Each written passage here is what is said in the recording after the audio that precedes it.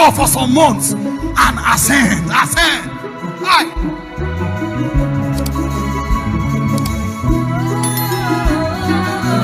Should be able to know also that there are dividends your generation can enjoy on account of your priesthood with God, and that you can be particular and intentional about enacting and setting covenants in motion that generations after you will become benefactors of.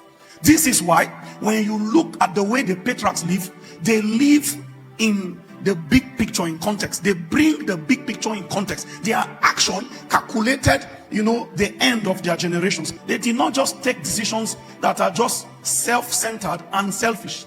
This is why when you hear God rebuking David, not a rebuke in terms of condemnation, but rejecting his desire to build him a house. David said, okay, I cannot build it, but I will gather the resources for my child. I know I will not be able to build it because my hand is soiled with blood, but I will make sure every resources necessary to build it will be available for the next generation. So they did not just live their life disconnected from the progress of the other generation. They took decisions with generations in mind.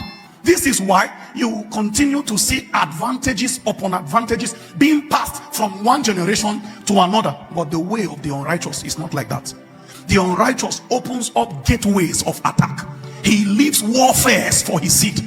His life is even better than the people he gave birth to, because every compromise he entertains opens up a door, so much that the battles his children will fight are more than the things he escaped from.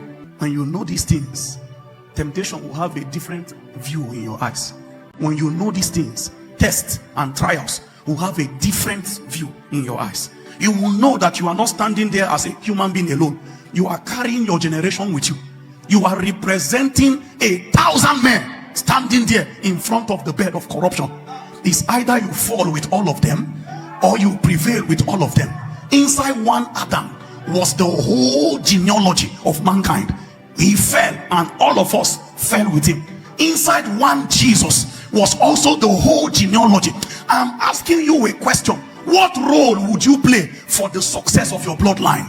What role would you play for the restoration of your bloodline? Would you be that one person that showed up in the different account of compromise from generation to generation, like David, a man of war? Imagine, be the one that will finally fight the battles that your ancestors could not win. Would you be the one that will put a full stop to certain occurrences, certain patterns, certain ungodly narrative that has continued to flow from one generation to another? Withdraw for some months and ascend. Why?